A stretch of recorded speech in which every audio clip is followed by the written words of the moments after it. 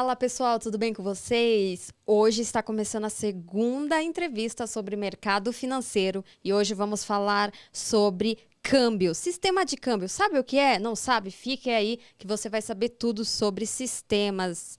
Olha, ainda você não é inscrito no YouTube, você não segue no Instagram? Ah, por favor, né, gente? Tem várias entrevistas, vários episódios incríveis. Então já segue lá, fala.cast no Instagram, no TikTok também. E aproveita, se inscreve aí no canal e não perde nenhuma novidade.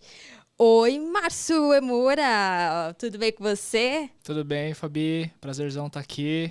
Que honra, privilégio poder falar aí um pouquinho sobre câmbio e tirar as dúvidas que o pessoal pode ter. Tomara! Essa é a ideia. Maravilha, mas como é o dilema aqui do FalaCast, eu quero saber, antes de você ter entrado no mercado financeiro, como tudo começou, antes de entrar nessa área. Qual foi a formação que você escolheu? Olha, antes de entrar no mercado financeiro, tudo começou... na verdade, eu não não comecei, né, com administração, que foi a faculdade que me fez entrar nesse mundo. Antes disso, eu estudei design de games, porque sempre, desde criança, tive nesse meio de tecnologia. Meu pai trabalhava com informática, então sempre tive computador em casa pelo trabalho dele, e também jogava videogame desde muito cedo, e aí isso me fez escolher esse curso quando eu entrei na faculdade. E aí, no meu segundo ano de design, eu entrei num estágio em que eu fazia edição de álbuns de nascimento. Então, as pessoas que iam ter filhos, eu trabalhava no estúdio que tirava fotos para essas famílias. E eu era responsável por fazer esses álbuns, tratar as fotos, montar álbuns. E aí, no meio do curso, que eu estava no segundo ano... Não, mas calma, vamos voltar um pouco aí. Não acelera, não. Seu primeiro estágio foi num estúdio de parto. Álbuns de nascimento. E qual foi a imagem mais inusitada que você olhou e você falou, nossa, eu tenho que tratar, assim... Olha, a imagem inusitada, primeiro que eu acho que é difícil para a maioria das pessoas conviver vendo partos, né? Então, assim, eu diria que de uma ótica inusitada, já posso afirmar que não é a coisa mais comum, né, pro pessoal aí que deve estar ouvindo imaginar, né, como é que é trabalhar 6 horas por dia vendo o parto, né? No caso, eu fazia fotos, não fazia vídeos. Mas era o antes, o durante e o depois, né? Antes da mulher entrar em trabalho de parto, quando tá aquela preparação, né? O pessoal tira foto também com aquela touquinha do hospital. Era fotografias durante o evento do nascimento, então cesárea, normal, basicamente. E era registrado aquele momento desde do procedimento inteiro, e o pós, quando já nascia a criança, quando ela já estava limpinha, e a foto com os pais. Acho que a coisa mais... talvez a situação mais inusitada. Então, eu vi muita coisa, né? Já vi um pouco de tudo nesse meio, mas acho que a coisa mais inusitada que acontecia é quando a gente mandava o álbum para os pais validarem a qualidade, estava do gosto deles. E aí, às vezes, a mãe, ela queria opinar na edição, no álbum, queria escolher as fotos. E aí, geralmente, a gente fazia isso remotamente. Então, mandava e-mail e ela mandava ali os feedbacks que ela queria que alterasse. Mas tinha algumas que elas queriam estar presencialmente, porque elas falavam que não queriam escrever, elas queriam interagir com a gente. Então, a gente sentava, ela ia no estúdio, e aí, então, tava ela com as fotos daquele momento único, aquele momento especial, e ela ali do lado, e eu ali, né, mostrando as fotos, o trabalho que tinha sido feito, e aí ela pedia, às vezes não deu pra depilar aqui nesse dia, dá pra, né, dá pra tirar, fala, poxa, aqui a gente trata a foto, não fazemos serviço de depilação nem nada, né, então... Você não falou isso? Não falei, obviamente, só pensei. A gente manteve isso dentro da cabeça. E aí, depois desse estágio, você viu que não é. O que aconteceu para você ter parado de ter feito essa faculdade? Na verdade, quando eu entrei, a minha intenção era ser diretor de arte. Porque eu sempre gostei dessa parte visual, de animação, efeitos especiais. Então, era a minha intenção entrar nesse mundo. Mas aí, e eu sempre gostei de desenhar também desde criança, mas aí bateu aquela consciência da diferença do que é um hobby versus o que é uma carreira, né? Eu costumo fazer muita essa analogia quando eu tomei essa decisão, que é uma coisa é você gostar de cozinhar durante a semana, no final de semana, fazer um prato diferente. Outra coisa é você ser chefe de cozinha e viver disso. E eu acho que foi essa reflexão que bateu. Eu vi que eu gostava dessas coisas para assistir, para consumir, ou desenhar quando eu estava inspirado, mas quando eu tinha que estar ali fazendo o trabalho da faculdade, desenhando todo dia, todo momento, tirando ideias, eu bateu essa conclusão, né, de que não era talvez a minha carreira, e aí eu decidi então trancar a faculdade no meio do segundo ano, e aí quando eu fui pensar, então, o que eu faria a partir daquele momento, foi um pouquinho de exclusão, porque eu comecei a avaliar as possibilidades ali de curso, de universidade, e aí tudo que eu encontrava eu não me interessava em fazer. Então eu pensei em fazer engenharia, depois não desisti, eu pensei em fazer direito, desisti, então foi meio que por eliminação. E aí quando chegou em administração, eu falei, cara, eu faria administração. Não me oponho. Foi o que sobrou lá. Talvez foi o que sobrou também. E aí, quando eu coloquei aquela alternativa na minha frente, eu não me opus. E é engraçado que meu pai, quando ele trabalhava, ele saía para trabalhar, eu via ele de terno, de gravata, ele saía com a pasta, aquela pastinha de couro. E aí eu talvez vi em filmes também essa questão de executivo, né? Eu falo, bom, quero ser executivo, seja lá o que for isso, que é ser um executivo, mas tinha essa ideia de estar mexendo no computador, sair de pasta, de terno. E aí eu acho que eu pensei que a administração seria um caminho nessa direção. E aí foi quando eu entrei e comecei a fazer administração. E aí, quando você começou a fazer a administração, como que foi, assim, para você, né? De ter saído ali do design de games e ir para administração, que é bem diferente. Como foi no começo para você, nesse meio, assim? Quando eu entrei na faculdade de administração, eu já tinha uma boa ideia de o que eu gostaria de fazer entrando nessa faculdade. Porque como já era a minha segunda, talvez eu já estava com uma certa maturidade, né? Diferente de quando na época que eu saí do colegial e entrei na faculdade de design. Então, eu meio que já separei ali algumas possibilidades, porque a administração também é muito abrangente. Sim. Você pode trabalhar com RH, pode trabalhar com operações, finanças, etc. E aí, quando eu entrei na faculdade de administração, eu já tinha pelo menos de 2 a 3 caminhos traçados. Eu queria trabalhar com finanças, porque eu achava esse assunto de trabalhar com dinheiro fascinante, eu gostava muito. Eu não entendia nada, mas aquilo me chamava atenção, me atraía. Eu pensei em trabalhar em marketing também, porque eu acho que era uma coisa que era legal, né? De estratégias de marketing, propaganda, etc. E operações, porque eu acho que eu tinha um raciocínio muito bom, né? De lógica muito boa, e eu achava que operações era uma coisa que eu poderia me dar bem. E calhou que na segunda semana de aula desse curso, né? Então já na administração, um veterano apareceu na porta da sala falando que estava buscando estagiários para atuar com o mercado financeiro, com investimentos. E se alguém tivesse interesse, que era para falar com ele, que ele estava buscando, enfim, um candidato. E aí ali eu ainda estava trabalhando no estúdio, porque né, eu estava trabalhando no estúdio e mudei de faculdade. E aí ali eu vi a oportunidade de entrar nesse mundo. Eu falei, comigo mesmo. Aí eu fui atrás dele, saí atrás dele na faculdade. Eu falei, você comentou lá na sala que você está procurando, eu tenho interesse. E aí eu fiz a entrevista com ele, acabei passando e foi assim que eu entrei então nesse mundo de mercado financeiro, de investimentos. E aí foi minha porta de entrada. Para quem não sabia nada, né? Não sabia o que era um título público, não sabia o que era o Ibovespa, não sabia absolutamente nada. Tava na segunda semana de aula, da administração, e aí ele foi minha porta de entrada. E como você estava recentemente no curso e de repente chegou essa pessoa anunciando essa vaga, você foi atrás, você conseguiu a entrevista e você disse que ainda não entendia muito desse mundo, como que foi para você na entrevista? Foi assim, como eu estava na segunda semana de aula, era de se esperar, né, não ter um conhecimento profundo nem detalhado.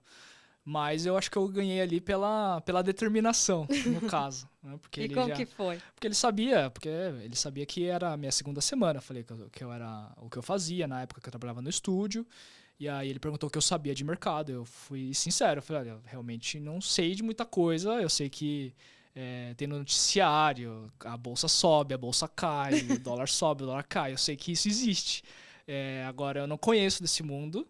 Mas, se você me ensinar, eu tenho certeza que eu vou aprender e que eu vou conseguir entregar, né? O trabalho tem que ser feito. E acho que Quantos foi anos você tinha?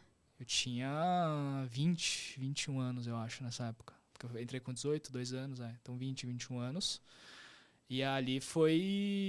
E acho que eu ganhei pela determinação, né? Ele falou, beleza, vou dar uma chance. E aí ele propôs, né, de eu ir um dia, passar um dia lá no escritório para ver como é que era o trabalho. E confesso que como era a porta de entrada, eu falei, cara, eu vou assim mesmo. Gostei, Mas você não tinha vamos gostado. fazer.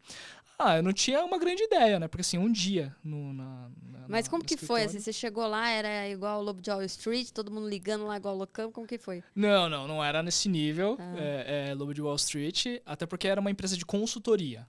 Então, Tá. né, o Lobo de Wall Street retrata muito como é que é a vida de uma corretora. No meu caso, nesse estágio, eu entrei, era uma consultoria de investimentos, onde eles analisavam a carteira de investimentos do que eles chamam de RPPS, que é o Regime Próprio de Previdência Social, que são os planos de previdência dos municípios, de Osasco, das cidades, né, dos municípios. E aí eles faziam a consultoria sobre os investimentos que estavam na carteira desses fundos de previdência para que pudesse pagar a aposentadoria, né, dos contribuintes, que eram funcionários públicos, basicamente. Então essa empresa prestava essa consultoria para analisar se a carteira de investimento do fundo estava de acordo com a política que ela deveria seguir, porque existe uma legislação que diz o que pode estar nessa carteira de investimento, qual que é o máximo que um fundo de previdência pode ter de renda variável, por exemplo. Então lá foi a minha base para entender o que era o básico do mercado financeiro, e essa era o intuito dessa empresa, era fazer essa consultoria. Então não era exatamente o Lobo de Wall Street, tinha um apelo mais consultivo, né, nesse sentido. E depois de lá, você ficou quanto tempo trabalhando? Eu fiquei 6 meses lá. 6 meses? 6 meses. Passou da experiência, falou, não quero mais, depois passou 3 meses, ficou 3 e não aguentou, como foi? Que eu acho Ou achou outra oportunidade? Acho que eu não me Primeiro que eu tinha uma dinâmica própria, né, porque era uma empresa relativamente pequena, então lá você faz um pouco de tudo, basicamente, né? Não tinha um dia a dia já estabelecido, com rotina, com processo, então era o que era mais urgente, o que aparecia na frente naquela época. E aí, depois de 6 meses de estágio, que eu já tinha aprendido alguma coisa ali de mercado, surgiu uma oportunidade de participar de um processo seletivo na Thomson Reuters. E aí foi quando eu também passei nesse processo, e aí eu fiquei nessa empresa por mais tempo. Aí eu fiquei 10 anos na Thomson Reuters. E na Thomson Reuters, só para quem não conhece, assim, algumas pessoas conhecem, porque provavelmente olha site de notícia, e aí sempre tem lá, fonte Thomson Reuters. Mas só para as pessoas também terem uma noção, você poderia explicar o que é exatamente a Thomson Reuters, os serviços que ela presta, porque senão eles vão pensar, então de mercado financeiro ele foi para economista ali, de jornalismo, só para as pessoas saberem mesmo. Tá. Então, assim, primeiro que existe a Reuters, que é a agência de notícias, que é quando a gente entra vê o Jornal Nacional, às vezes entra num portal de notícia, tem lá a fonte, é a Reuters, que tem uma agência gigantesca, uma das mais conceituadas agências de notícias, que tem jornalistas que estão cobrindo o que está acontecendo no mundo inteiro. esse é um dos segmentos da empresa. No caso, eu atuei na Thomson Reuters, são sistemas em dados de mercado. Então, o mercado financeiro ele é composto por várias empresas que estão negociando instrumentos financeiros. Câmbio, ações, títulos públicos, commodities. E aí, todas essas operações elas geram dados, geram informações. E aí, esse era o business da Thomson Reuters, era comercializar sistemas que forneciam informações do mercado financeiro, além, naturalmente, das notícias. Então, esse era o business da empresa. E eu acho que é ali que eu me vi, né, me encaixei, porque uniu aquelas duas coisas que me interessavam muito, né? A tecnologia, que veio lá de trás, que me levou pro design de games e que eu acredito que ainda está no meu dia a dia até hoje, e o mercado financeiro. Então, acho que combinou essas duas coisas e aí que eu me encontrei e aí acho que eu montei minha carreira com base nisso.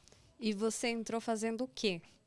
Eu entrei numa função que hoje chamam muito de Customer Success, né? Traduz aí. Nas grandes empresas, que é uma área que ela é tipicamente de pós-vendas.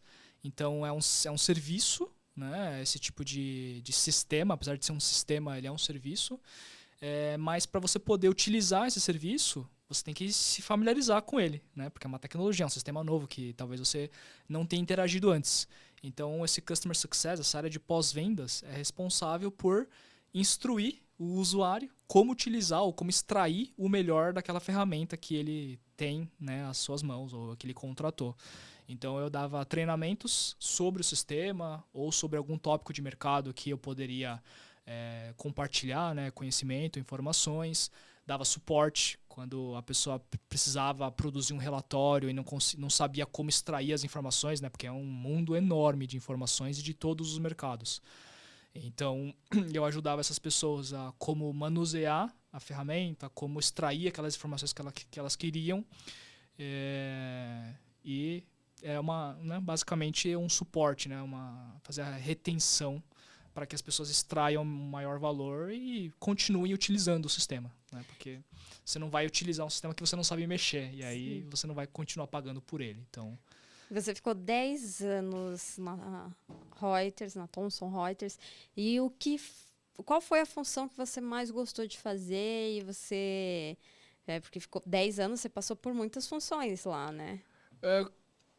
Interessante que eu acho que eu passei por duas grandes funções, na verdade. Então, metade desse meu tempo foi trabalhando como Customer Success, nessa área de pós-vendas, onde eu fui de estagiário a sênior, desses 5 anos. E aí sempre aumentando, né, o nível de responsabilidade, os mercados que eu cobria, o perfil de cliente que eu cobria. Eu acabei interagindo com os mais diversos tipos de participante do mercado, bancos, empresas, fundos, corretoras. Então foi interessante, uma experiência interessante, que eu interagi com muitos profissionais de diversos segmentos do mercado financeiro. E aí, a outra metade, eu me especializei no mercado de câmbio. Porque a própria Thomson Reuters, antes de ser Thomson Reuters era Reuters, tinha um pé muito específico nesse mercado. Então surgiu a oportunidade de me tornar um especialista, e aí eu movi para a área comercial. Então eu deixei de ser pós-vendas, que, né, atendia os clientes que já contratavam o sistema, para ser o responsável comercial, ou seja, eu vendia os sistemas de câmbio para os clientes que queriam utilizar um sistema como o que a empresa fornecia. Então, eu diria que eu passei esses 10 anos nessas duas funções, né? Então, acho que a primeira etapa me deu a base, me deu os fundamentos para conhecer muito do mercado, conhecer os diversos instrumentos que são negociados e as diversas funções que existem. E a segunda metade eu me especializei no segmento de câmbio, que é onde eu atuo até hoje. E hoje você trabalha com câmbio, mas eu queria entender o que uma pessoa precisa ter para entrar nesse meio de mercado financeiro. Porque muitas pessoas, quando falam, eu gostaria de trabalhar com o mercado financeiro, a primeira coisa que elas pensam, eu tenho que tirar o CPA 20. Então, eu queria entender de fato o que ela precisa realmente. É lógico, CPA 20, CPA 10, e eu queria também depois que você explicasse um pouco das especificações de cada um, mas o que ela de fato precisa? Primeiro que assim, o mercado financeiro ele é muito amplo, muito abrangente, né? E você vai ter profissionais de N segmentos. Então, você tem o jurídico, você tem o advogado, você tem o economista, você tem o operador. São várias as funções. Mas, para talvez traçar aí um plano de ação para percorrer esse caminho, eu diria que geralmente começa com a formação, começa com a graduação, né? Geralmente pessoas que adentram o mercado financeiro costumam ter na sua formação administração, economia, tem muito engenheiro, né? O que não quer dizer que você fazendo outro curso não existe oportunidades, né, no mercado, mas essas são, eu diria, 3 graduações típicas, né, para quem trabalha no mercado. Então, acho que a graduação é o primeiro passo, vamos dizer assim. E a partir dali você tem as especializações. Então, você comentou do CPA, né, que você tem o CPA 10, o CPA 20, que é uma certificação para você poder comercializar produtos de investimento. Então, para uma pessoa ela poder, por exemplo, ser gerente de banco, né, e poder ofertar produtos de investimento que o banco vende, ela tem que ter, por exemplo, essa certificação. Então, por exemplo, também é um outro recurso que pode ser utilizado, né? O CPA é uma das certificações, existem outras também, mas então são 2 recursos, né? A graduação e as certificações que que comprovam, né, o seu conhecimento que você, né, tem para poder exercer alguma função nesse meio. E o que é CPA 10? O CPA 10 e o CPA 20, na verdade, são 2 certificações que têm a mesma linha de raciocínio, só que o 20 ele é mais profundo, né, ele é mais amplo do que o 10. Mas é basicamente você entender o que são produtos de investimento, né, para quem eles se destinam. E você tem ali outros conhecimentos acessórios, como ética, né, como risco. Então, eu diria que é um primeiro passo para você entrar nesse mundo de investimentos. Né? Porque o gerente do banco ele é responsável por vender os produtos que o banco oferta, dentre eles os investimentos, mas você tem que também ter a cautela de você vender o produto adequado de acordo com o perfil do cliente. Né? Por uma questão até de ética e responsabilidade. Não oferecer um produto super arriscado para uma pessoa que ela tem um perfil conservador. Então o CPA ele é o primeiro passo que vai trazer essa base de conhecimento para que você possa exercer essa função, por exemplo. E qual é o tempo de curso para a pessoa conseguir ter esse certificado? Na verdade, o tempo de curso ele varia de acordo com a disponibilidade da pessoa. Porque o CPA, na verdade, você não tem que... É a prova que você tem que fazer e passar. Né? Então, assim, o curso que você faz é para te preparar para a prova. Aí, o quanto tempo você precisa de curso para poder ter o conhecimento para passar na prova vai variar de acordo com a facilidade da pessoa, com talvez o conhecimento prévio que ela tenha ou com a disponibilidade de tempo. Né? Se a pessoa ela tem mais tempo, talvez ela faça mais aulas em um espaço menor de tempo e passe na prova. Né? Então, o curso em si ele não chega a ter um curso estruturado que você precisa passar por X meses para poder passar na prova. Então, é uma dinâmica um pouquinho diferente. O curso em si ele é um curso preparatório para a prova. E aí a certificação tira-se passando na prova. Entendi. E aí você também explicou no começo que o mercado financeiro ele é muito amplo, de fato é, e um dos pilares dentro do mercado financeiro que as pessoas falam muito é sobre investimentos. Além do investimento em si, quais são os outros pilares dentro do mercado financeiro, que inclusive você está inserido, que é com câmbio? Sim. Não, é que assim, o investimento é o que mais está no cotidiano, talvez, né? Tá mais ao alcance das pessoas, para mim, para você, né? Pessoas físicas. Mas o mercado financeiro em si, ele consiste em produtos financeiros. né? E o investimento ele é um desses produtos. Mas, dentro do mercado, a gente costuma dizer que tem 4 grandes pilares, né? Que é o mercado de ações, onde se negociam as empresas, o mercado de commodities, onde se negociam commodities, como soja, como milho, como algodão, trigo, arroz, petróleo, ferro, minério de ferro, né? E produtos, matérias-primas, vamos dizer assim. Existe o mercado de renda fixa, que também fala muito com investimento, porque são basicamente produtos que estão muito ligados a dívidas, né? Então você empresta o seu dinheiro a uma taxa de juros, então esse é basicamente o mercado de renda fixa, e o mercado que eu atuo, que é o mercado de câmbio, onde se transacionam moedas. Então, para viabilizar um comércio internacional, né, no mundo globalizado, você não pode pagar um serviço de uma empresa nos Estados Unidos com reais, porque lá não aceitam-se reais para pagamento de serviços e para as transações daquele país. Então, o mercado de câmbio vai permitir essa troca de moedas, né, para eu poder comprar dólares e consumir serviços de empresas que operem nos Estados Unidos, por exemplo, ou comprar euro para comprar serviços e usufruir serviços de empresas que têm sua sede na Europa. Então, o mercado de câmbio, por exemplo, ele viabiliza essas transações entre as moedas.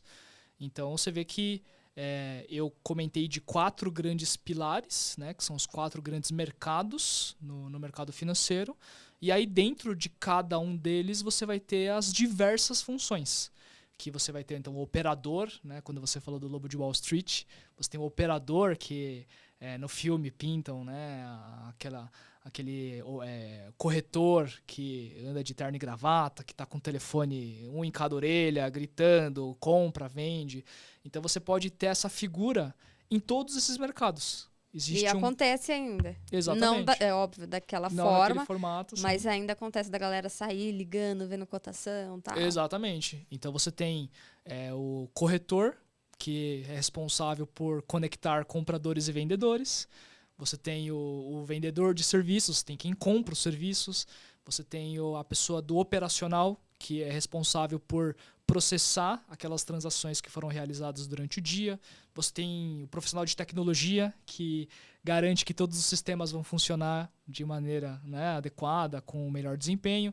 Então você vê que dentro de cada mercado você tem várias figuras, né? Então o investimento é o que está muito palpável no nosso dia a dia como pessoas físicas, mas o mercado financeiro em si ele é muito maior do que isso.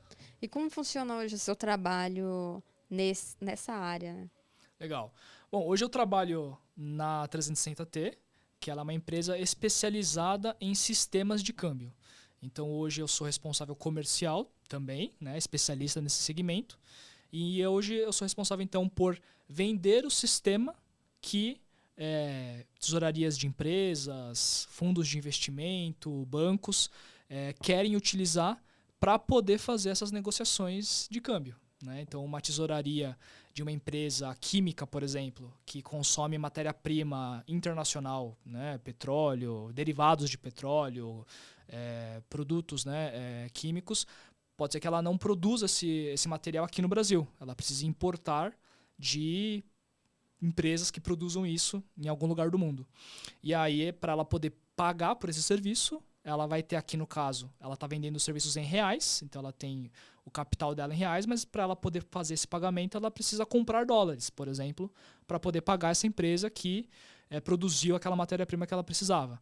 Então ela consegue utilizar um sistema da 360T para negociar essa cotação do dólar com os seus bancos parceiros, por exemplo.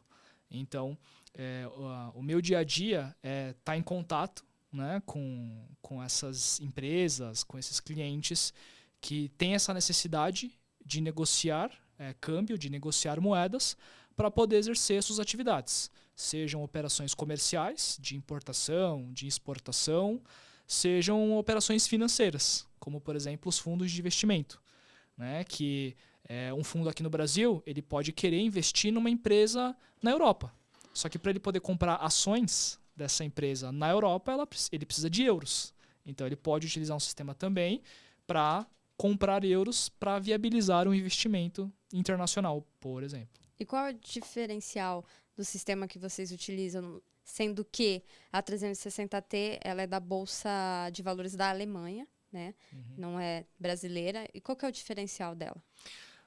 Eu diria que a 360T ela tem um DNA muito forte no mercado de câmbio, porque ela é especializada nesse segmento.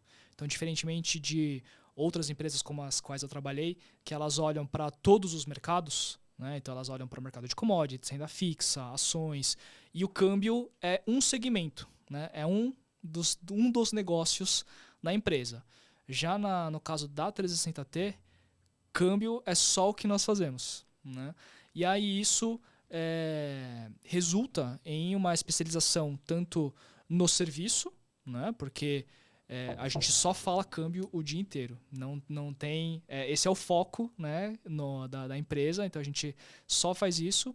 E então o serviço tem esse diferencial, que a gente entende muito bem as necessidades do câmbio, desse mercado, né, da dinâmica desse mercado. E o sistema vai refletir essa especialização, porque todo e qualquer desenvolvimento, porque é uma tecnologia, né, uma ferramenta, é um sistema. Então, todo e qualquer desenvolvimento que vai ser discutido vai ser pensado nesse mercado, né? A gente não está avaliando se a gente vai investir no mercado de commodities porque ele está crescendo mais ou no mercado de renda fixa porque o juros está alto e ele vai crescer mais. A gente só está desenvolvendo o sistema para operações de câmbio. Então, eu costumo fazer aquela analogia, né? Uma coisa é você ter um carro que vai te atender para N necessidades, né? Então você pode usar para passeio, você pode usar para viagem, você até pode pegar uma estrada de terra, você pode fazer viagens longas, viagens curtas, então você pode ter um carro que atende, que ele é muito diverso, que você consegue utilizar em N situações. Agora, se você vai fazer uma trilha off-road, você vai pegar barro, vai pegar estrada, vai pegar relevo, etc., talvez você ter um veículo apropriado para aquela situação, né, que foi preparado, foi pensado para aquela situação, vai te permitir ter uma experiência muito mais completa, né? Uma coisa é você andar com um carro de passeio na estrada de terra, outra coisa é você andar com um utilitário, né, que foi feito para aquela situação. Então eu costumo fazer essa analogia quando a gente compara essas dinâmicas. Entrando nessa sua analogia, por que então ainda existem empresas que preferem fazer aquele tradicional mesmo de sair ligando para as empresas, entendendo qual que é o valor do euro, qual que é o valor do dólar e fazer as cotações por lá, sendo que tem esses tipos de sistema que facilitam e otimizam o tempo deles? Por que ainda eles não fazem isso? A tecnologia, né, ela é uma jornada. Então, existem diferentes estágios de maturação. Por que eu digo isso? Nós, na nossa geração, a gente não nasceu com celular, né? A gente nasceu numa época que se tinha telefone, era aquele telefone de gancho que você tinha que estar lá para poder utilizar. E você só conseguia fazer ligações. Para a gente chegar até onde chegou hoje, onde todo mundo tem um celular com internet, etc., foi uma jornada, né? Teve uma época que algumas pessoas tinham celular, muitas pessoas não tinham. Aí chegou num ponto que metade tinha. E hoje praticamente todo mundo tem. Eu diria que essa transição do analógico, né, de negociar via telefone para ir para o eletrônico, também é uma jornada. Então, se a gente olhar para a própria bolsa, né, de valores aqui no Brasil, ela começou com negociações ao vivo, né, o famoso pregão, que os operadores iam na bolsa e estavam lá gritando, né, com colete, gritando compra, gritando venda e assim por diante. Até que isso passou para o telefone, quando o telefone era a melhor tecnologia que existia, e hoje foi para o eletrônico, né? Tanto que a gente com o celular consegue comprar uma ação, consegue comprar um título de renda fixa, consegue comprar um título público. Só que foi uma jornada, foi uma transição, e então o mercado de câmbio está passando por isso, né? E eu diria que eu estou vivenciando, né, essa nossa transição aqui no Brasil, particularmente. Lá nos mercados internacionais já é muito comum, já é mais raro você ter operações via telefone do que via sistema. E eu diria que aqui no Brasil a gente está passando por essa transformação agora. Então ainda tem empresas que negociam via telefone, mas já tem muitas empresas que viram o benefício de você negociar operações de câmbio através de um sistema, porque razões óbvias, né? Vou imaginar que uma empresa ela pode ter conta em 10 bancos, por exemplo. E para você conseguir cotar uma operação com cada banco, você precisa pegar o telefone e vai ter que ligar para cada um deles. Na hora que você chegar no 10º, o preço do primeiro já não é mais o mesmo, né? O primeiro é o melhor preço, então eu vou voltar e vou ligar para ele. Só que o preço já mudou, porque o mercado é muito dinâmico. O preço muda a cada segundo.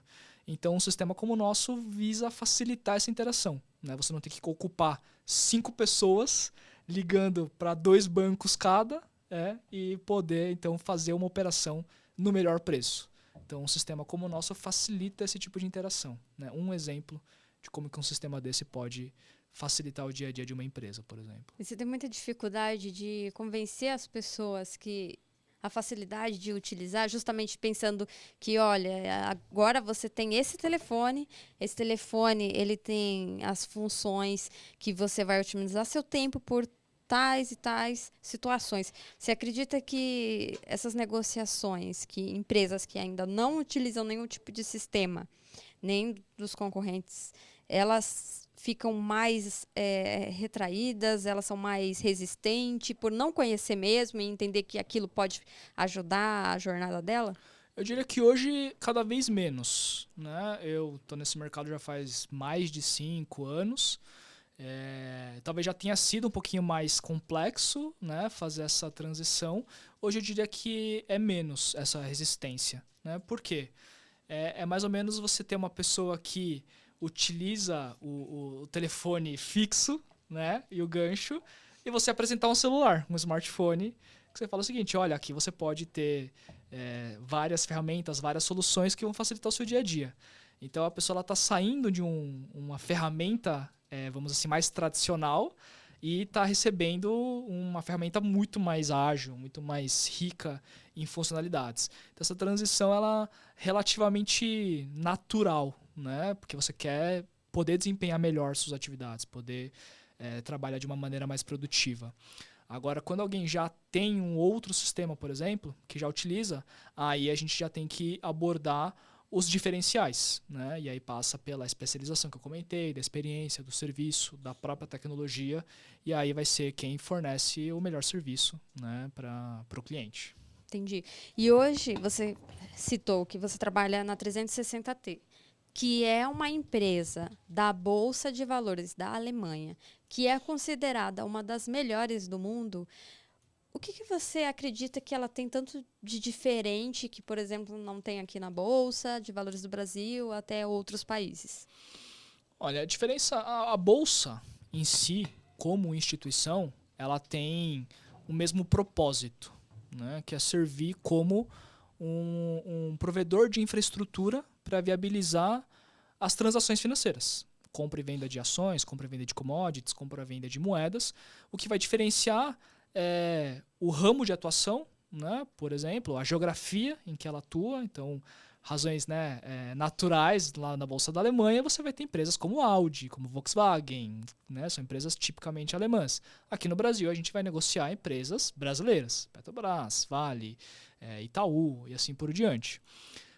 Mas eu diria que, em termos de diferença entre as instituições, muito provavelmente vai estar relacionado aos segmentos em que elas atuam. Isso vai estar muito atrelado à dinâmica do mercado em que ela opera.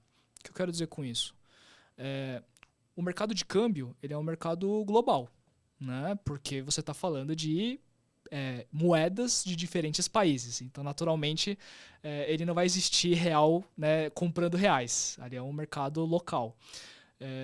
Quando a gente pensa na Bolsa da Alemanha, a 360T ela começou como uma empresa independente e ela foi adquirida pela Bolsa da Alemanha, porque ela viu ali a oportunidade de embarcar um segmento que ela ainda não atuava, né, que era esse mercado de câmbio, e colocar isso no portfólio de serviços dela, porque ela já tinha a Bolsa de Frankfurt, que negocia as ações, né, das empresas na Alemanha, tinha uma empresa como a Eurex, que negocia derivativos lá na Europa, e aí adquiriu a 360T. Aqui no Brasil, a gente vê a atuação da B3, né, hoje, que é a união da Bovespa, que era a Bolsa de Ações, a BMF, que era a Bolsa de Derivativos, e alguns anos atrás eles compraram a CETIP, e aí se tornou a B3. A CETIP era um mercado de instrumentos de balcão, né, nós chamamos isso, quando é um instrumento que não é negociado numa bolsa, ele não é padronizado. Né, Mas balcão seria como? É porque você tem dois grandes ambientes nesse mercado de negociação. A bolsa, a função dela é conectar compradores e vendedores e ela padroniza as condições de compra e venda. Então, para você poder comprar uma ação, primeiramente aquela ação tem que ser listada na bolsa. Para ela ser listada na bolsa, ela tem que cumprir com vários requisitos. Divulgar balanço, ser uma sociedade anônima, cumprir com diretrizes, né, que a Bolsa implementa em termos de governança, transparência e assim por diante. E aí, quando a ação então, ela é listada na Bolsa, a Bolsa ela determina as condições de negociação. Então, qual que é o lote mínimo? Você precisa comprar 100 ações no mínimo, por exemplo. Onde que ela vai conectar os compradores e vendedores, então você tem que ser uma corretora certificada pela Bolsa para você poder negociar naquele ambiente. Então, a Bolsa ela centraliza o mercado, né? Ela reúne os participantes do mercado e padroniza as condições de compra e venda, né? Como que vai se dar aquela dinâmica. O mercado de balcão já não tem essa centralização. Ele é um mercado que chamamos de bilateral. Ou seja, é alguém negociando com outra pessoa, né? Uma instituição negociando com outra instituição. Então, uma empresa que precisa comprar dólares, ela não vai na bolsa, ela vai no banco. E aí o banco vai dizer as condições para essa empresa poder comprar e vender a moeda. Né? Então, a gente chama isso de mercado de balcão, porque não tem uma empresa centralizando as negociações e padronizando essa dinâmica. Uma empresa negociando com outra, em condições personalizadas, né? Porque você não tem necessariamente uma dinâmica de padronização de regras, apesar de existirem convenções, obviamente. Né? Então, existem diretrizes, existem convenções que são aplicadas no mercado. Mas essa é a diferença para o mercado de balcão. A falta dessa centralização, né? de uma entidade que centralize essa negociação de instrumentos. E você, que passou por várias jornadas de trabalho, desde tratar algo de parto, entrar como estagiário na Thomson Reuters e hoje atuando com sistemas financeiros. Todas essas funções hoje, então, que você acredita que está realizada em relação à sua área mesmo? Você gosta muito do que você faz, óbvio que não vai dizer não, né? Mas já estou respondendo. Mas de todas as suas funções com foco em mercado financeiro, qual foi a mais desafiadora para você? Olha, eu acho que cada função, principalmente quando você começa, né, o maior desafio é você se familiarizar com aquela função, né? Então, quando eu comecei no estágio, quando eu era, por exemplo, de pós-vendas, o meu desafio era ter que conhecer um pouco de todos os mercados e de todos os perfis de clientes que eu ia atender. Então, eu atendia corretores, eu atendia operadores de banco, operadores de fundos, consultores de investimento, banqueiros, né? Então, assim, esse era o desafio, né? Um dos grandes desafios que eu tive, que era aprender de todos esses mercados e entender como que todas aqueles clientes, aquelas funções iam usufruir, né, dos serviços da empresa que eu trabalhava. Quando eu fui para o mercado de câmbio, aí você decide por um segmento e aí você ganha muito mais profundidade. Então, no primeiro momento, eu era generalista, conhecia um pouquinho de cada mercado e um pouquinho de cada função. Quando eu movi para o mercado de câmbio, e aí eu tive uma especialização. Então, eu tive que saber tudo sobre aquele mercado e tudo sobre as funções que estavam, né, naquele mercado. Então, foi uma coisa um pouco natural para mim, porque o perfil de cliente que eu atendia era muito voltado, né, para esse mercado de câmbio. E aí, eu acho que o que me realiza é exatamente essa junção desses dois componentes, né? De primeiro, ser um mercado que eu gosto, que me interessa, na verdade, que me fascina, né? Porque todo mercado ele tem o que está por trás dele, né? Então, o que está por trás de uma ação? Uma empresa.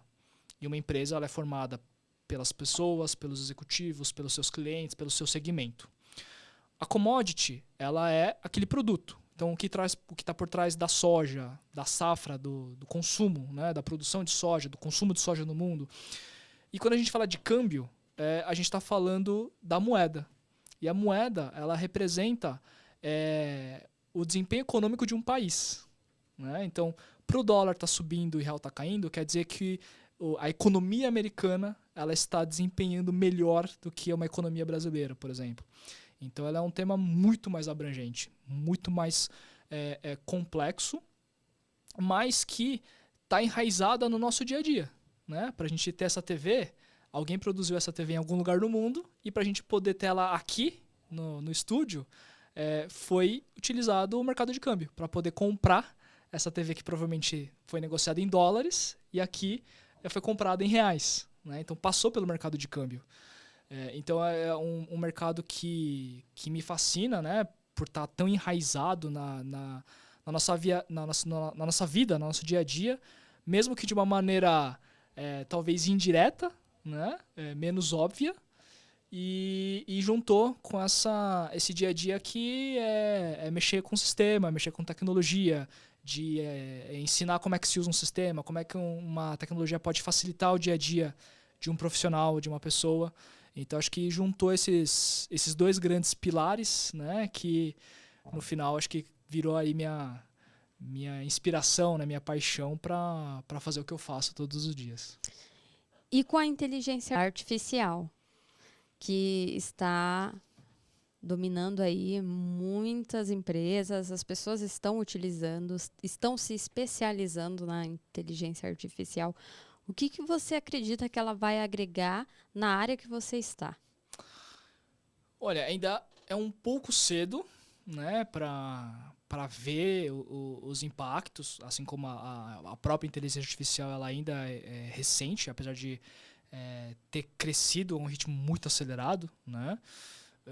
O que eu acredito é que a capacidade de processamento da máquina ela é infinitamente maior a nossa, como pessoas, né, como seres humanos.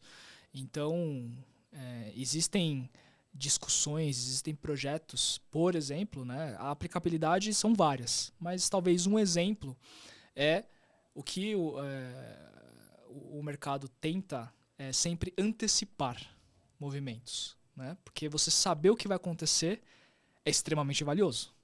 Uma coisa é você olhar para trás, que todo mundo sabe o que já aconteceu. Agora, o que vai acontecer tem um valor gigantesco.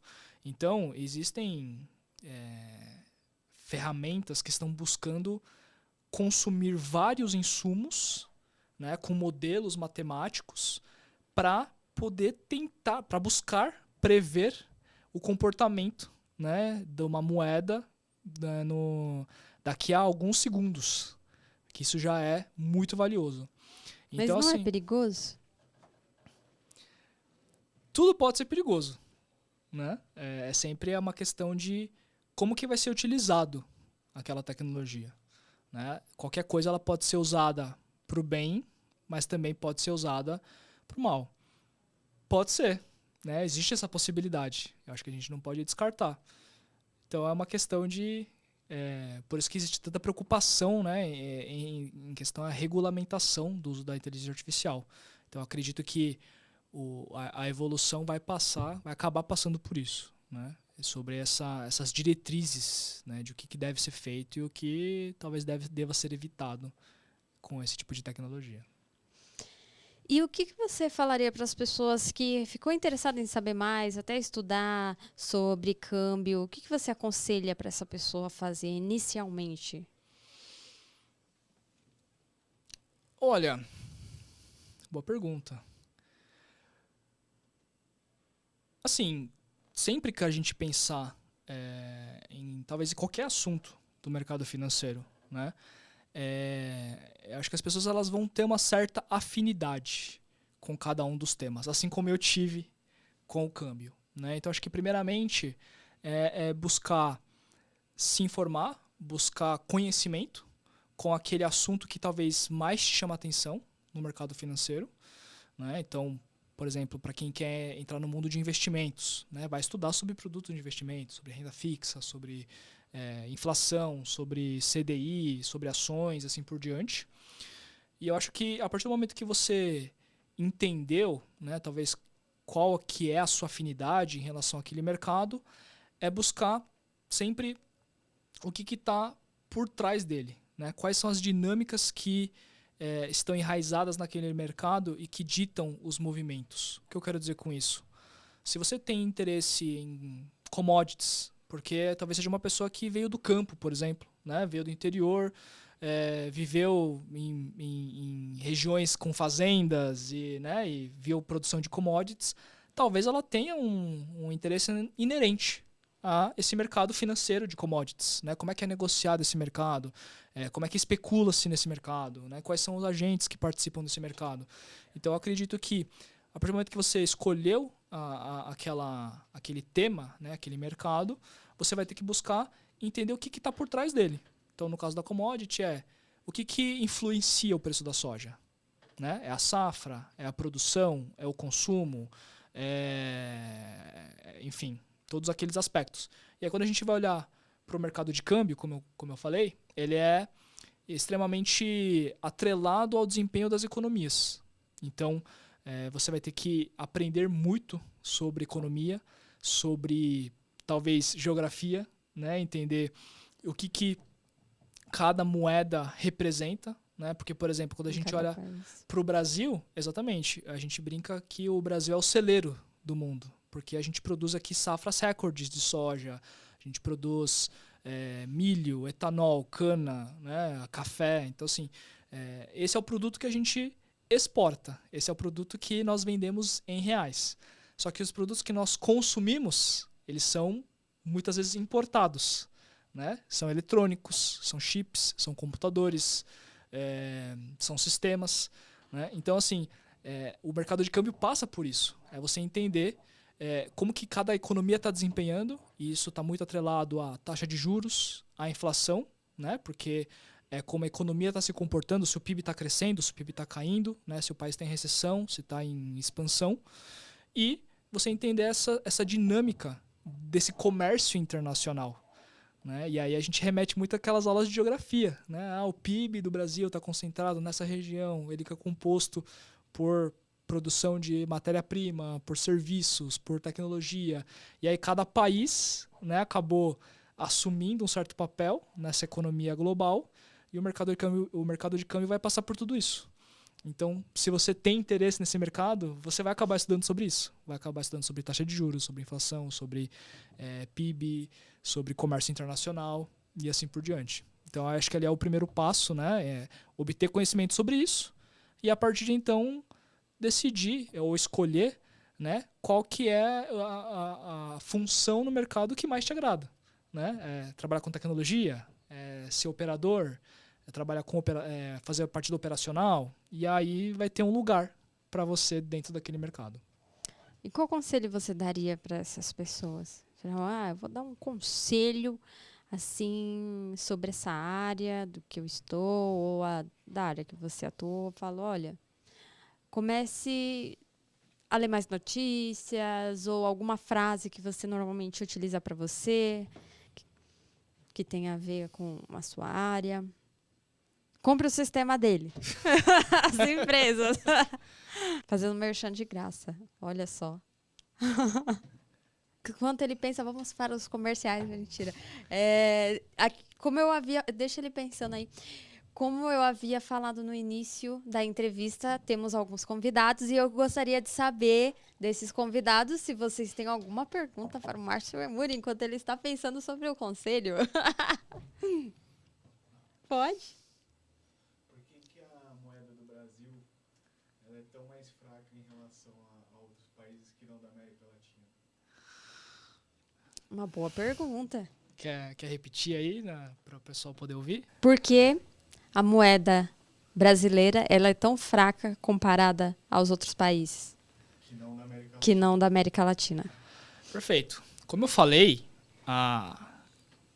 fazendo aqui o paralelo, então, né, antes de eu entrar na explicação de fato. No mercado de ações, você está falando de uma empresa. Né? O que faz uma empresa ser mais frágil do que outra? Se o negócio dela está dando lucro, se as finanças dela são sustentáveis, se o segmento que ela atua está em expansão, né? Então você tem aquelas dinâmicas que estão em volta de uma empresa. A moeda é a ação, só que a ação é referente a uma empresa. A moeda ela é referente a uma economia. Então, o câmbio, né, no caso o real, ele reflete os fundamentos econômicos da economia brasileira, que é a nossa taxa de juros, é a sustentabilidade das finanças do nosso governo, se o nosso PIB está em expansão, a balança comercial, quais são os produtos que nós exportamos versus os produtos que nós importamos. Né? Então, a moeda vai refletir esses aspectos, né, sobre o país em que ela representa. E aí, quando a gente olha para o Brasil, pode até parecer que o real seja uma moeda frágil, né? Só que quando a gente compara com os nossos pares, não necessariamente nossos vizinhos da América Latina estão numa situação tão melhor quanto nós. Porque quando a gente vai olhar para a nossa vizinhança, a gente vai olhar para a Argentina, a gente vai olhar para a Venezuela, a gente vai olhar para o Peru, né? Então talvez uma economia que é da nossa vizinhança, que talvez tenha mostrado uma resiliência maior, é o Chile, né? O peso chileno. Por quê?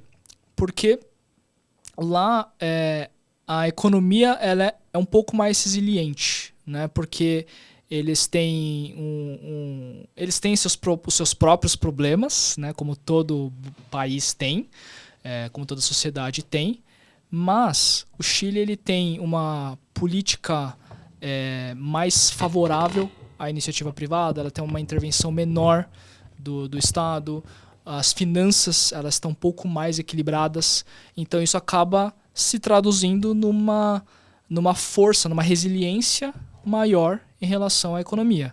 Enquanto que aqui a gente tem um fundamento, né, que quando a gente olha para uma economia desenvolvida, como a Europa, como o Japão, como a China, como os Estados Unidos, parece, né, que ela é bem menos resiliente. Né, e de fato ela é. Só que na América Latina em si, quando a gente olha para o nosso redor, talvez ali quem está conseguindo ter uma dinâmica que compita com a moeda é o Chile. Mas mesmo assim, em termos territoriais, o Brasil é muito maior. A relevância do Brasil no mercado internacional ele é muito grande, né? Pelo tamanho da economia, pelo tamanho da população, pelo tamanho do país, por o que nós produzimos, né? E o potencial de consumo que existe aqui. No Chile, eles têm uma economia muito dependente do minério de ferro. Eles são, né, um grande produtor disso. Enquanto que aqui a gente tem petróleo, a gente tem as commodities agrícolas, né, a gente tem outros produtos que interessam ao mundo. Então a economia do Chile ela tem uma sensibilidade maior em relação ao preço, por exemplo, do minério de ferro. Né? A moeda chilena tem uma sensibilidade maior em relação ao preço do minério de ferro. Então, no final, a moeda ela vai representar, né, ela vai refletir essa dinâmica econômica daquele país. Mas, se a gente parar para pensar, o Brasil não está tão ruim assim quando a gente compara com os nossos pares, da maneira com que eles estão. Perfeito. Tirou sua dúvida? Tirei. Vai, manda. E mesmo com essa situação assim do Brasil ser o celeiro do mundo, por que a gente, como leigo, tem a impressão de que o Brasil é sempre um ótimo potencial, mas ele nunca evolui em termos de câmbio? Porque a gente teve o Plano Real, que estabilizou, que eu acho que seria até interessante a gente saber um pouco mais, estabilizou as questões de inflação e tudo mais. E desde então a gente é um eterno potencial, né? Vai repetir a pergunta? Não, foi uma pergunta muito longa, mas as pessoas provavelmente ouviram. Escrevo. Justo. Bom, primeiramente, parece que hoje tá pior, né? Talvez porque a gente está vivendo hoje, né? Só que se a gente olhar um pouquinho para trás, né? E um pouquinho, a gente vai dizer aí, uns 30 anos, 35 anos, que relativamente falando, né, na história da humanidade não é muito tempo, a gente vivia períodos de hiperinflação. Né, anos 90, anos 80, 90, era um período de hiperinflação que as pessoas não sabiam se o preço à noite ia ser o mesmo preço do produto que foi de manhã, né, e as taxas de juros eram muito altas. Então, assim, passou-se por um momento já muito conturbado na economia brasileira, que eu particularmente não vivi, porque eu nasci em 90, né, então isso a gente acaba estudando nos livros de história.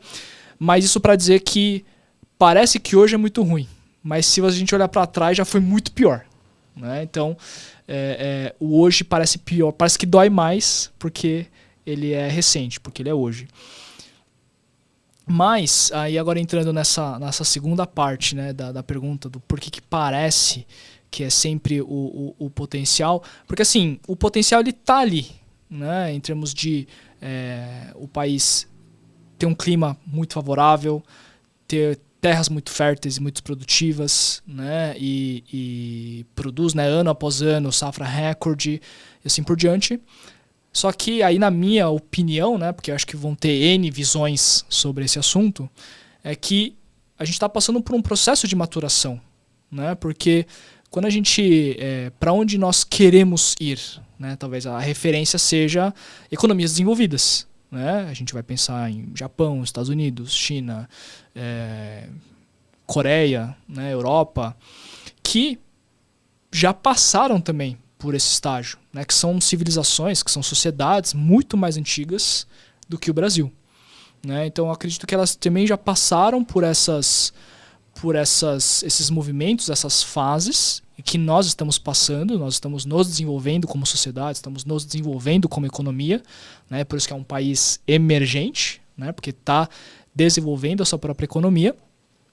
E no fim, hoje a nossa economia é muito pautada sobre matéria-prima, né? Sobre produção de commodities agrícolas principalmente, enquanto que a gente consome muitos produtos de alto valor agregado, né? Como eu comentei, chip, telefone, computadores e assim por diante. Então, olhando para essa troca, né, quantas sojas você precisa vender para poder comprar um chip? Né? Então já existe esse desequilíbrio, né, nesse termo de troca. Né, o que nós temos a oferecer versus o que nós precisamos consumir. Então, para a economia ela poder se desenvolver, ela precisa também passar por esse processo de transformação e encontrar esse seu nicho. Né, que foi onde a Coreia encontrou. Né, saiu de um período pós-guerra onde a economia estava quebrada, né, e aí eles investiram muito em educação, desenvolveu-se esse conhecimento, né, especializado, e hoje eles são referência em produção de chip, em produção de carro. Né, a gente vê grandes empresas coreanas que a gente consome, né, produtos hoje no dia a dia, mas também tiveram que passar por esses ciclos, por esse estágio. Então eu diria que a gente está passando por esse caminho. Para a gente poder chegar lá, a gente precisa adotar medidas que, por um lado, permitam o desenvolvimento da sociedade, porque a gente vem de um histórico onde a pobreza ela era muito grave, era um problema gravíssimo, né? Ainda é um grande problema, mas que, de novo, se a gente olhar para trás, a gente já deve estar no estágio melhor do que nós estávamos há anos e anos atrás. Né? Então, assim, passa por trabalhar esses problemas da sociedade, mas também de desenvolver a sua própria economia. E aí, desenvolver no sentido de produção, né? Educação, produtos que são desejados, né? Para ser uma moeda de troca em relação ao mundo. E, de novo, ter essa sustentabilidade, né, nas finanças, né? Porque, como eu falei, a moeda reflete a saúde financeira de um país, né? Então, se uma empresa está muito endividada e ela tem prejuízos recorrentes, aquilo vai ser penalizado, né? A ação ela vai refletir aquele preço. Então, aqui a gente tem que ter essa mesma dinâmica, né? O país tem que ter essa mesma dinâmica. Tem que olhar para o bem-estar e para o desenvolvimento da sua população, mas sem deixar de lado essa responsabilidade, porque quando a gente pensa, agora voltando um pouquinho no mercado de câmbio, o que faz o dólar subir, o real cair, né? Primeiro, toda essa dinâmica que a gente falou das economias globais, do comércio internacional, mas existe também, para o dólar poder cair, existe essa relação de oferta e demanda. Tem que vir dólares, né? As pessoas têm que querer comprar os reais. Então, para as pessoas quererem comprar os reais, elas têm que querer trazer o dinheiro para cá. E aí, vamos pensar com a cabeça de um investidor global. Você tem dinheiro para alocar, você tem dólares para alocar. Você pode alocar um pouco na Europa, você pode alocar um pouco no Japão, você pode alocar um pouco na China e você pode alocar um pouco no Brasil. O que você vai olhar quando você vai aplicar aquele dinheiro no Brasil? Primeiro, se eu aplicar e eu emprestar dinheiro para as empresas brasileiras, para o governo brasileiro, as finanças estão em ordem? Eu vou receber esse dinheiro de volta ou eu tenho um risco alto de calote? Né? E aí a gente vai voltar para a sustentabilidade das finanças do país, nesse caso. Né? Então, você vai ter essas dinâmicas que estão inerentes. Né? E aí, voltando para aquela pergunta um pouco da fragilidade, né? Por que parece que a moeda é frágil? Né? Porque existe essa dinâmica desses fluxos, né? E o que está sendo visto. Então, a gente está competindo, né? Como uma empresa está competindo. Invista nesse banco e não invista em outro. Invista nessa empresa e não invista em outra empresa. Invista nesse país e não em outro. Né? Porque esse país está crescendo, porque esse país está com as finanças sustentáveis, esse país está consumindo mais. Né? Então, toda essa dinâmica reflete, né, no desempenho da moeda e também no momento econômico que ele vive. Então, acho que essa é a minha visão um pouco sobre esse tema. É que dá a sensação de que o Brasil, ele está sempre atrasado comparado aos outros países. E isso falando de câmbio, falando de consumo, falando de tecnologia. Então, dá essa sensação mesmo dessa pergunta. E também, de fato, quando a gente olha para outros países e fala, nossa, agora tem esses carros que não precisa mais de gasolina, não precisa, é só carregar, igual a gente via em filmes e agora está acontecendo. Só que aqui no Brasil tem alguns que já são, mas ainda é algo que, quando realmente acabar, não vai ter mais gasolina, agora é tudo automático. Acredito que vai demorar muito para que tudo isso aconteça, apesar de ter algumas empresas que já começaram a fazer isso, mas é essa a sensação que dá. E que realmente acontece, né? Mas eu acredito que é muito o ponto que você trouxe em relação à saúde financeira do país, né? E eu acho que o comportamento também, né? E pode dar a sensação de que nós estamos atrasados, mas é porque a gente não está puxando a inovação, na verdade. Né? A inovação está acontecendo em outros lugares do mundo, e enquanto lá está acontecendo, depois vem para cá. Não somos nós que estamos inovando, não somos nós que estamos puxando, né, esse gancho. Então, por isso que dá essa impressão, e que, na verdade, não é uma impressão, né? Ela acontece de fato. Sim. Né? E aí isso volta um pouquinho para a minha dinâmica do câmbio. Né? Como a gente estava falando, lá fora já é tudo sistemático. A menor parte é feita via telefone. Né? E aí aqui a gente está passando por esse processo. Então, quando a gente tem essa oportunidade, né, de viajar e de ver outras realidades, outras dinâmicas, né, a gente volta para cá, parece que a gente voltou na máquina do tempo. Né? A gente foi para lá e foi para o futuro, voltamos para cá, voltamos para o passado. Né? Mas é por causa disso, acho, porque a gente não está puxando a fila da inovação, a gente está seguindo ela. Então, naturalmente, como a gente está seguindo, ela vai chegar depois aqui, não antes. Sim. Eu vou agradecendo você por toda essa sua trajetória aí incrível do mercado financeiro, desde o álbum. Eu vou gravar isso desde o álbum de fotografias até hoje.